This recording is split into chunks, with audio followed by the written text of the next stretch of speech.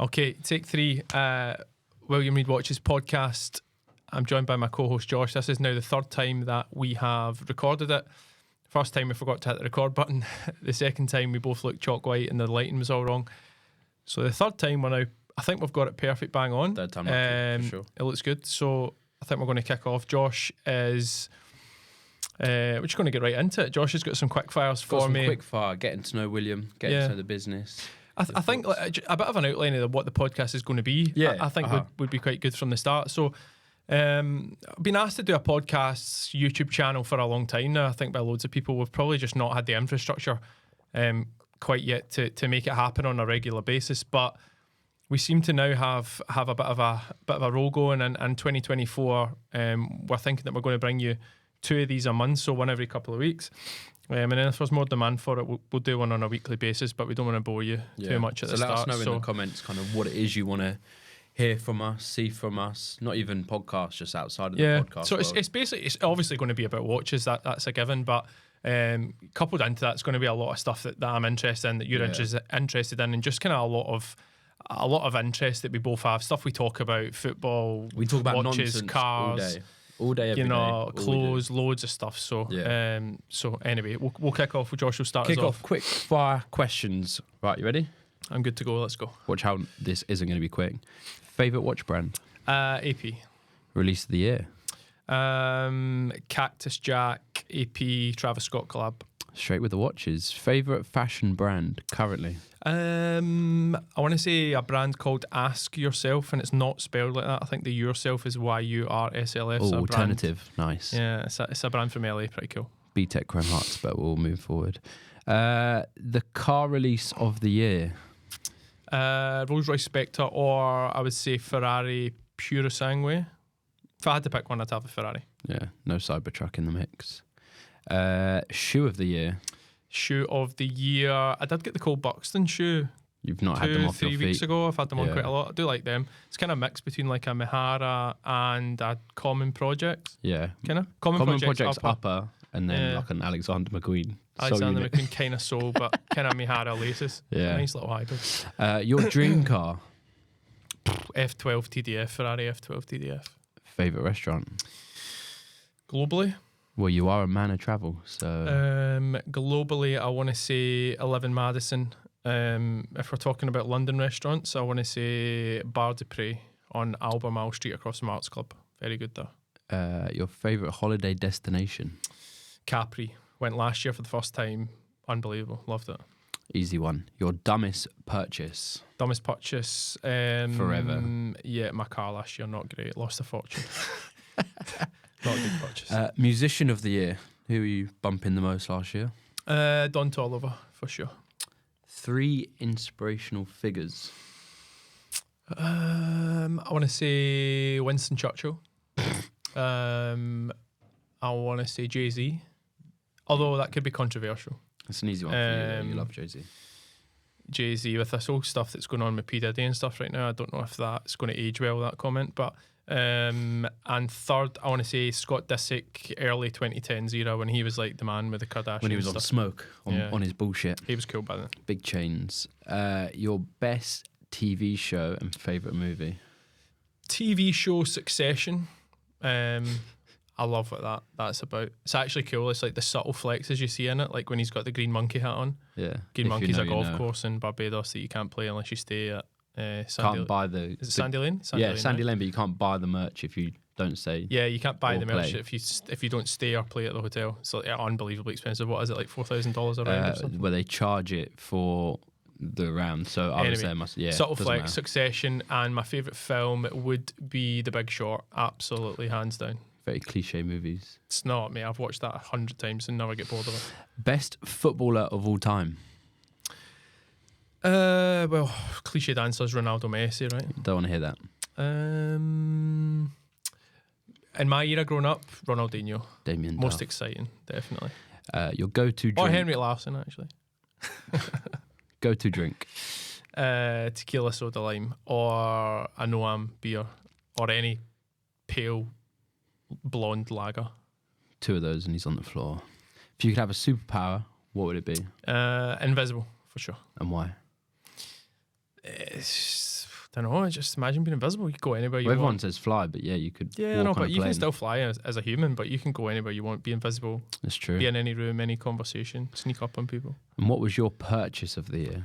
Purchase of the year. Watches? Or not? Nah, nobody wants to hear about your watches. But.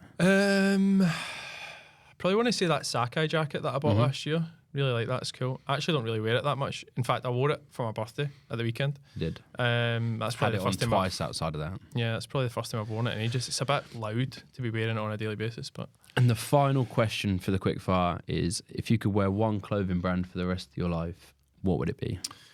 I think you've got to go with one of the big brands, just purely because you need it to be casual, smart. Yeah, you need an element of outerwear, everything in there. Sportswear.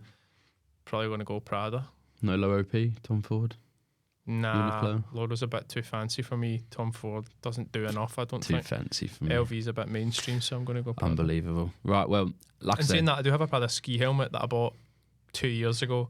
could have been out there with the dumbest purchase. Yeah, I've not been skiing for 10 years and don't have any plans to go skiing anytime soon, but someone offered me it for 400 quid and I couldn't really say no, so it's been sat in the box in my cupboard for I don't know how long. Bargain that. Ski helmet's like 80 quid, but it's Prada, so 400, why not?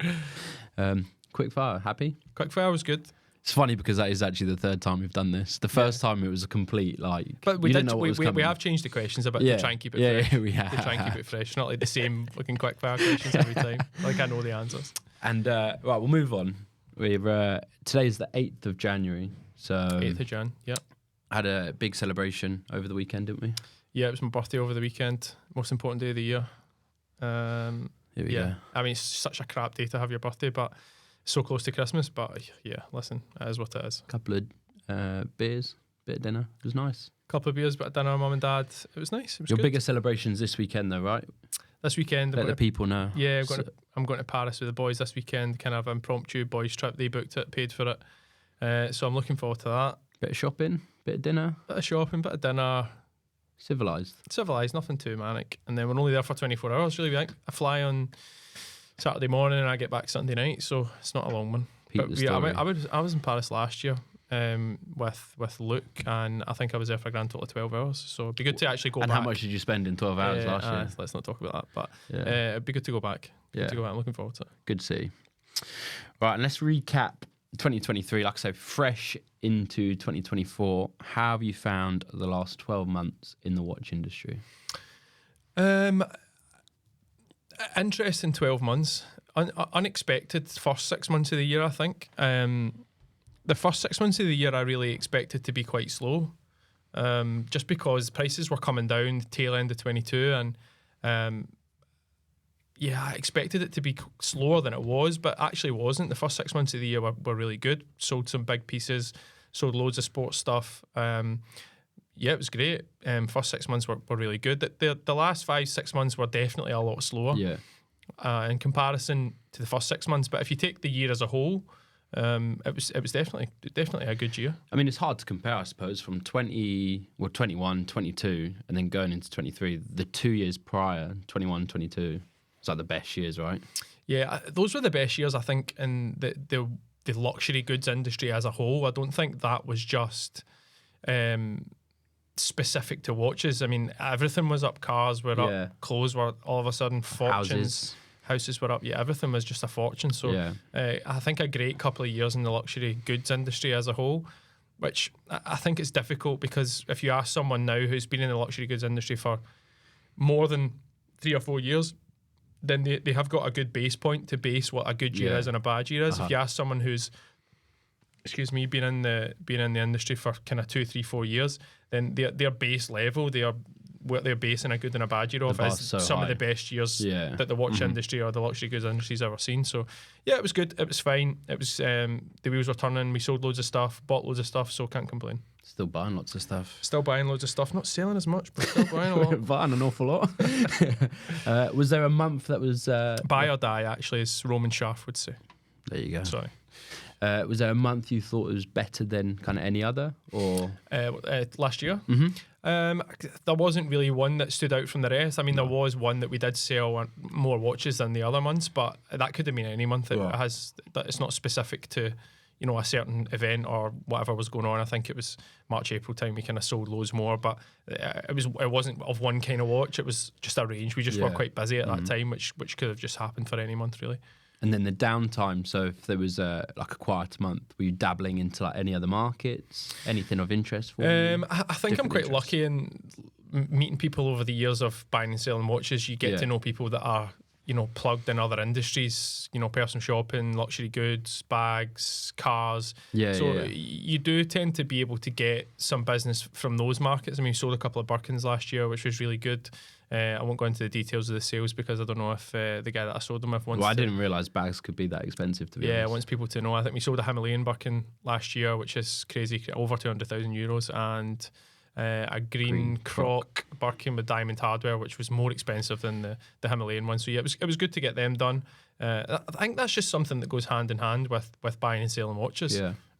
They lend each other quite well, and you often find that clients that are interested in watches are also interested in all the other things that go along with it. So you find that it's the same clients that are crossing over all the time. That's it. And that's another thing, right? With the markets we're currently in, the car market's suffering, watch market suffers, the luxury good market suffers. They all go hand in hand, right? Yeah, they all run parallel to each other. Yeah. I mean, the car market probably is 6 months to a year behind the watch market, just because watches are a very tangible asset. You can buy and sell them, in 5 minutes. Cars are a bit more difficult. There's a bit more regulation involved and a bit more finance involved in that, but definitely I think that they run kind of parallel to each other. I think when one luxury goods market's down, it's often because the economy's suffering, and that just has a knock-on effect to all the others. And then this is probably a question you're tired of answering, but we get it daily, have had it daily for the past kind of year. Can you get me a Daytona at retail? It's up there. It's close. It's basically that, yeah. That's the one I'm tired of. If there's a watch for the past 12 months that was like the best investment watch, best performing watch, we'll do it what you think could be for next year, but for 2023, what do you think the best kind of investable watch would be? If you were to buy now and kind of keep it for... Well, now, let's say if someone was to ask you like January last year. It's difficult to say because the market was on the way down, really, so best performing watch probably arguably wasn't really one last year that you could pick out. Right. I mean, you could pick one of the new releases, but that doesn't really count.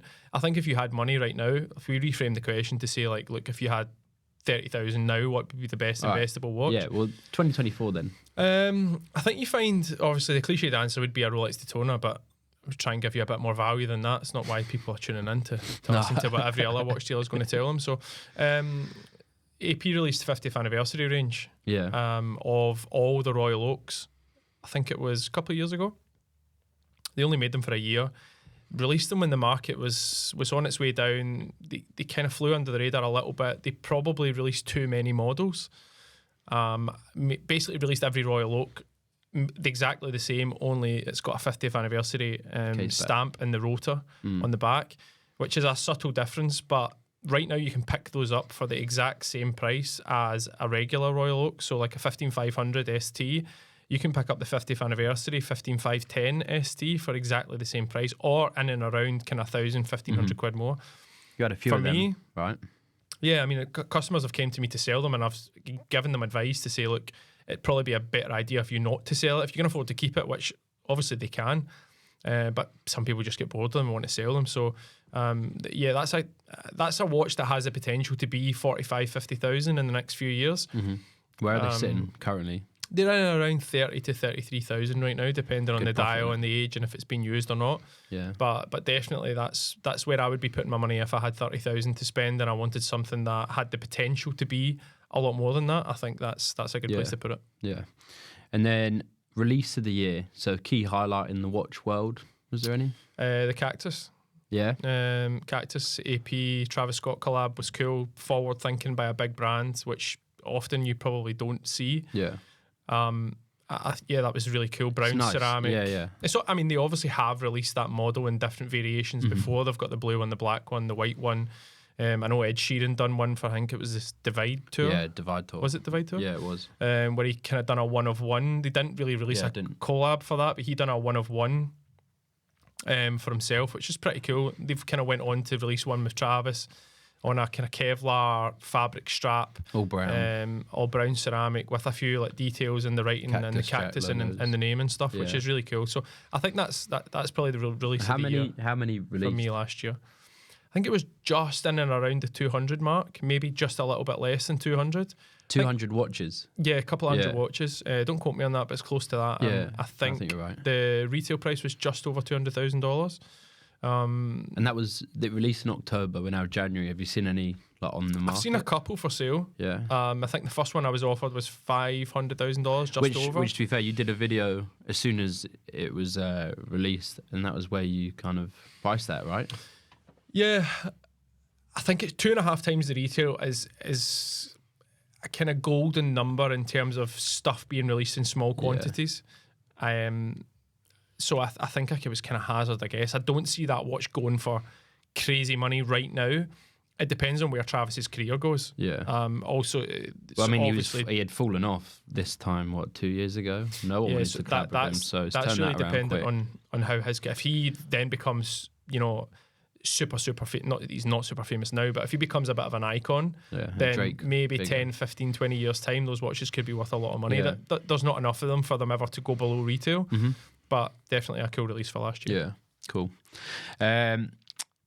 With the UK market as it is, are you seeing a lot more clients overseas, in the DMs, sending you inquiries on the website? Well, you answer quite a lot of the DMs. Yeah, I basically know the answer to this. Yeah. Well, I personally do anyway. I mean, I've only done it for like a year. You've been doing this a lot longer, but a lot from the US. Yeah, loads of US customers, but I feel like that comes with just the social media growth in general. Yeah. You find that you then reach other markets that maybe the market that you're based in is oversaturated a little bit, which is definitely the case for the UK. There's hundreds of watch dealers in the UK. So you do find that you end up getting inquiries from different markets, especially America. Quite a lot of French clients. America, Dubai, France has been the last kind of few months. Yeah, I don't know why, but you can just be lucky. One reel can hit in a country, and then all of a sudden you can get 15. No, the socials have been really good. I mean, we're putting a lot of time, a lot of effort into the socials yet. Sorry, can I just say one thing about the social media thing, which rubs me up the wrong way? We put a watch on that's a new watch, and people, just put it on for the video. We're not putting it on and wearing it around, and people will be like, how can the watch be new? You've literally got it on in this video. Yeah, I take the watch out of the box, take a picture of it, take a video of it, put it back in the box, put it back in the safe. The watch is brand new. Do you know what I mean? Yeah. If you go into Rolex, or you go into AP, or you go into somewhere and you buy a watch, you think no one's ever tried it on before. Come on. Well, do you know what my pet peeve of the social is? Everyone just asks about his outfit. No one asks for a watch. Not the outfit, it's just my jumper. Well, please tell the people so I don't have to reply to a I actually single don't comment. know where this is from. Do you know where it's from? Has it got a logo on it? Yeah, Matalan. No, it's Jaded London for those in the comments. I've had this for ages. I actually don't know why I have And what one pants today, you got on today? Yeah, shut up. Folded inside out. Right, let's push on. 2024. What will brands be doing the next 12 months? Or where do you kind of see them at? I think brands without a doubt need to innovate. It's not enough now just to release new versions of models every year, especially when the market's not as strong as it was and there's not that insatiable demand just for any Rolex or any AP, because everything's selling for over list price. So I think they need to innovate. What would I like to see in 24? I'd love to see a big brand collaborate with a smaller brand, maybe something like an AP collaborating with an MB&F, make their watches a little bit more mass market, a little bit more mainstream. So it's like ASMR, be pouring water into I'd love to see that this year. Yeah. Whether it happens or not, I'm not sure. What else would you like to see? So if you were in charge of... That's number one for me. I'd love to see a bit of collaboration between a couple of watch brands, one a bigger watch brand and collaborate with a smaller watch brand. Well, one thing we've seen probably mainly from like the fashion side of things is a lot of the big brands, they're going into the archives. Yeah. Watch brands aren't really doing that. No, definitely in the football side of things, I think you'll find like Adidas have re-released the Predators this year. Yeah, football boots, tail end of last year, but football this year. boots have been big. Nike have done, what do they call it, reimagined? So the 3s, the 1s, loads of those have come out. So it'd be cool to see like if you could see like a bit of life come back into a watch, what would it be? A re-release? I'd love to see AP start to bring out some of their older 39mm yellow gold references. That's that's where my heart lies with AP. I love the 39mm. I love the extra thin, which I know they're out at the moment, but they're super expensive.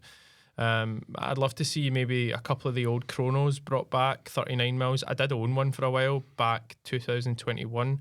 Ended up selling it. I'd love to buy that watch back. I'd like to see some of them re-released in the smaller case size. But whether they do that or not, I'm just not sure.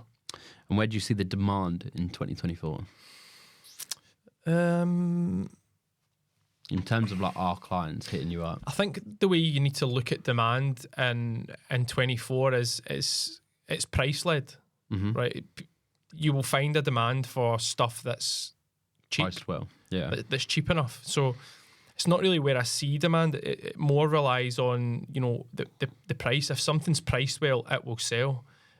That's just as simple as that. And there's someone out there to buy every single watch. Although in saying that, I have had a Tudor in stock for 3.5 years that I cannot give away for love nor money. So maybe there's someone out there for that watch, but I don't know where he is. But what do I see? Yeah, I would love to see. Sorry, I've lost my train of thought. What was I going to say? Where do you see demand lying? Demand's totally to do with the price now. Yeah, totally to do with the price. But currently, it's a buyer's market, right? It's a buyer's market. I quoted a customer this morning on a Batman. He all about the price. Wasn't interested in the year. Wasn't interested in anything else apart from what is the cheapest Batman you can get me, because people are scared that the watch market's going to go down further. Yeah. So they're thinking, right, I need to be risk averse on this. I need to be buying something that I know is not going to go any less than that. So he ended up settling on the cheapest one that we offered him. I think we offered him 4 or 5. Yeah. But then, so hearing that is quite interesting, because like I said, I've not been doing watches half as long as you've been doing it. You've been doing like 11 years now, right? 10 this year. 10 this year. A decade in the watch industry. And then, like yesterday, for instance, was an interesting day for us, right? Yeah, interesting the day. 5712. Yeah, we managed to buy. If you follow me on TikTok, you'll have seen that I've done a little video on Tuesday. A client called me that I hadn't heard from since 2017. He called me just to say that a watch I'd sold him in 2017, which was a 5712 Patek Nautilus.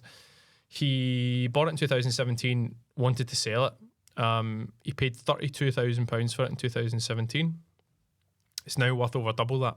So that's what I'm saying. Although the market's come down, it's now a buyer's market. To see that difference in 4 years. Yeah, you need to bear in mind he's probably an outlier in terms of statistical, watch buyers. He's bought that 7 years ago, worn it, and now 7 years later wants to sell it. He was ahead of the game. Yeah, for sure. 7 years ago buying those watches, the demand wasn't there for those watches 7 years ago. He was probably one of every 100 inquiries that you got for that kind of watch. Yeah. Bear in mind at that time, 32,000 was big money to spend on a watch. So, he was ahead of the game and he's reaped the rewards for it. He's got more than double what he paid back, and he's a happy guy. So good for him. And then off the back of that, as soon as we picked that up, we then had to head to Carlisle. Yeah, we were down in Carlisle dropping a Platinum Daytona off that I've had in stock for a while actually, which was the cheapest Platinum Daytona on earth for ages, but just couldn't move it for some weird reason. But instead of selling that and buying something else, I've bought another Platinum Daytona, but just a brand new one from 2023. The one that we sold was 2020. So yeah, let's see how long we've got that. Hopefully not long, because I'm going to price it well and try and get it out the door. But just keep your eyes peeled on that one. Yeah, keep your eyes peeled. Looking for a Platinum one. Daytona. But yeah, no, it was a good day yesterday. Finished work about 9:30 or something. Yeah, good day in the office. AD's your best friend. Yeah. What do you see them doing this year? I think ADs are in a ADs for maybe people who don't know what an AD is an authorized dealer. Basically, a store that's got a contract with one of the big brands, Rolex being the main one, obviously. There's loads of them in the UK. So an AD would be like a Watches of Switzerland? Yeah, I was just about to say there's no point in me naming them. Sorry. Because there is more than one, you end up getting thingies. Just giving an example to the people. Yeah, there's loads. I mean, there's loads, right? There's tens and tens and tens of them in the UK.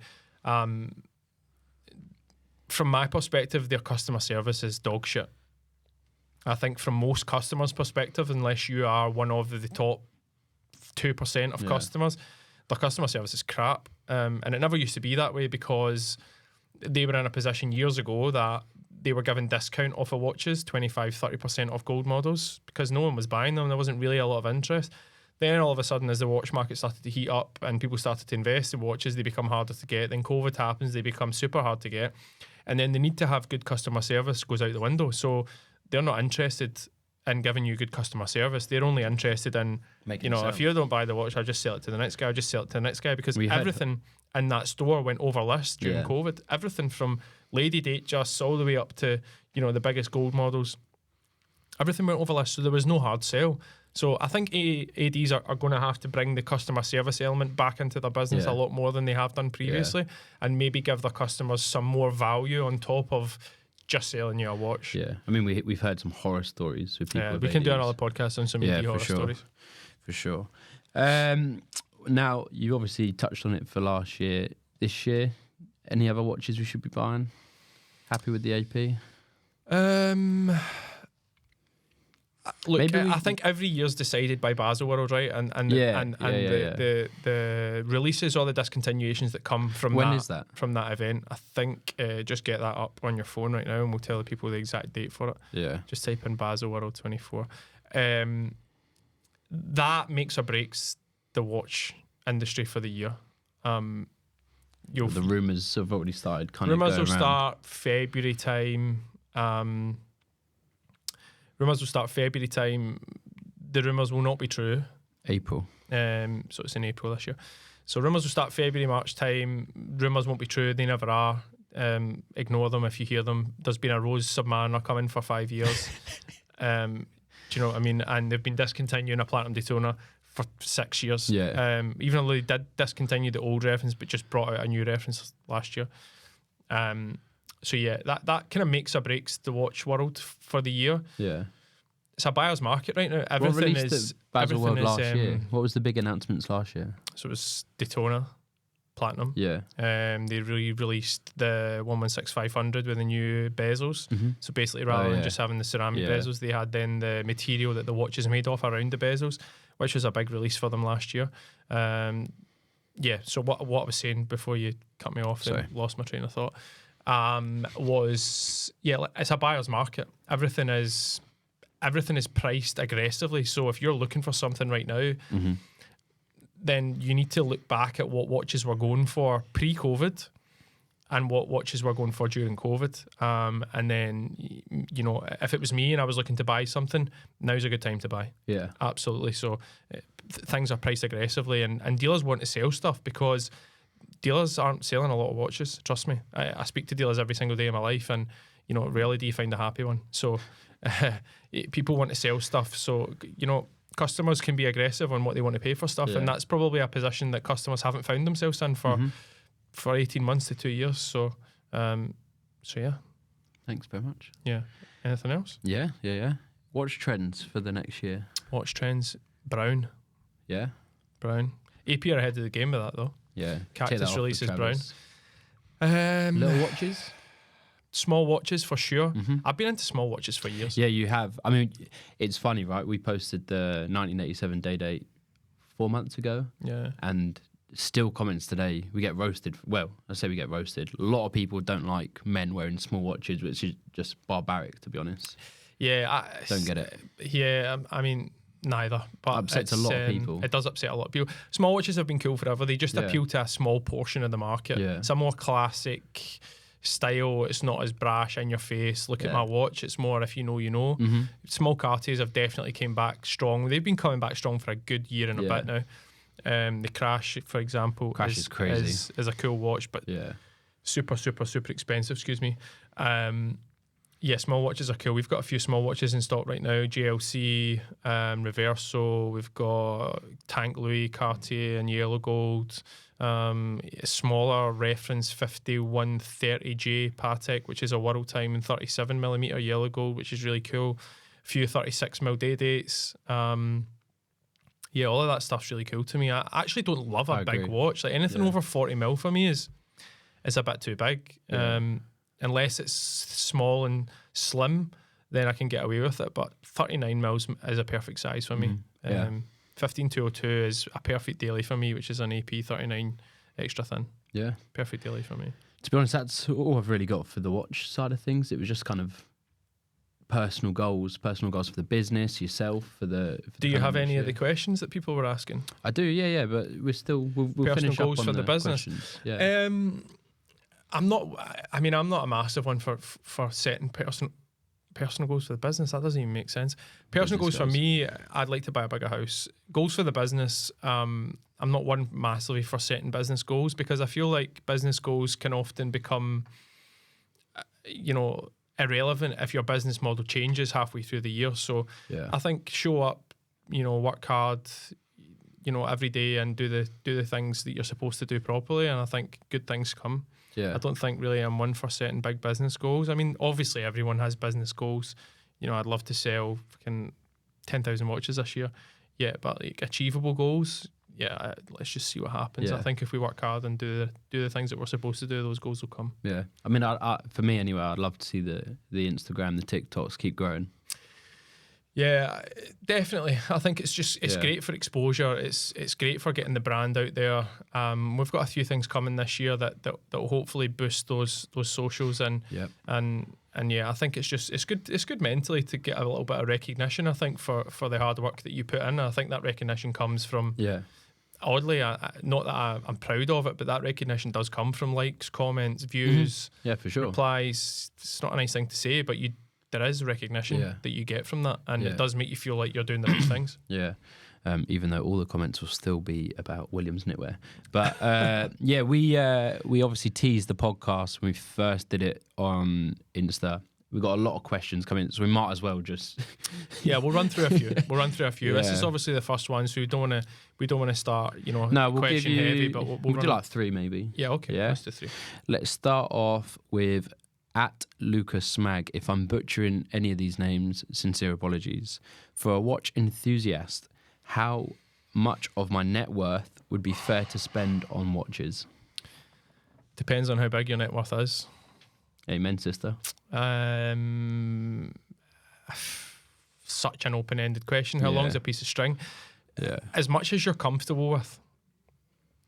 Right now, prices are stable. Prices are not going south. So you could be more risk averse right now than you would have been a year and a half ago. But you need to buy what you're comfortable with. Like, you don't want to put yourself in a position. Always buy within your means is something that I always say to customers. If you feel like you're stretching a bit, just buy something you're comfortable with, and you don't want to be sitting worrying about what a watch is worth and I can't wear it and I can't do this and I can't do that. I mean, the guy that bought the 5712 in 2017 is a prime example. He wasn't caring what he paid for it. He bought it, he wore it every single day. It looks like he had it on, and he enjoyed it, and he sold it 7 years later, got more than double his money back, and he wasn't worried about, I've spent too much, I've done this, I've done that. So that's the way you need to be. You don't want to have stuff that you can't enjoy, and watches are about wearing them, enjoying them, feeling good when you're wearing a watch. And there's nothing worse than wearing something and thinking, I can't scratch it, I don't want to do this, don't want to do that, because it's going to hurt the value of it. That's not enjoyable. Yeah. To be fair, not questions. We had quite a lot, but 3 back to back. Not a question, just mega excited for the pod. So thank you for obviously all the support so far. I mean, you're not listening to it yet. Maybe they won't be too excited after they listen to it, but no, hopefully they will be. I feel like it's been good for our first one.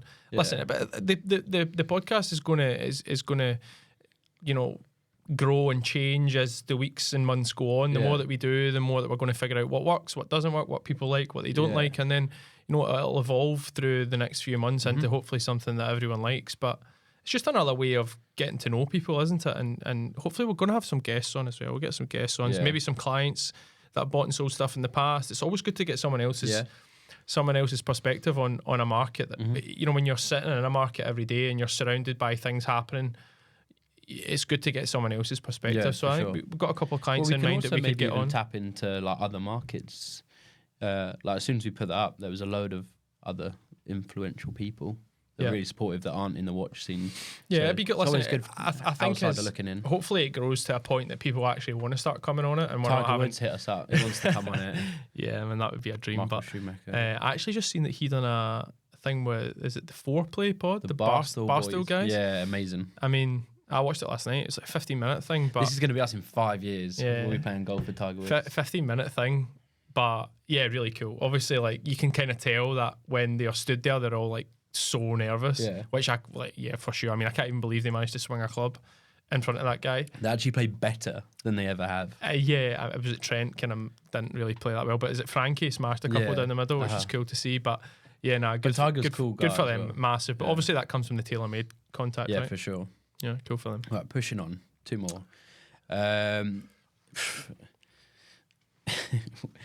At Will Cackett, what do you know about the Manchester Watchco situation and thoughts this might need to be another podcast? Wow, that's an interesting question. I'm going to reserve any thoughts on that situation for now until the facts until all the facts come out. It's an unfortunate situation for everyone involved. Listen, it won't be the first. It's not the first, and it won't be the last time that one of these situations occur in the watch industry. There's too much money involved. It just goes to show that you need to do your due diligence on dealers and make sure that you're dealing with someone who's trustworthy and who has a good track record and who's spoken well of within the trade, and that's important. Absolutely, it's an unfortunate situation, and I really hope that everyone involved in that situation comes out the other side at the same point that they were before they entered it.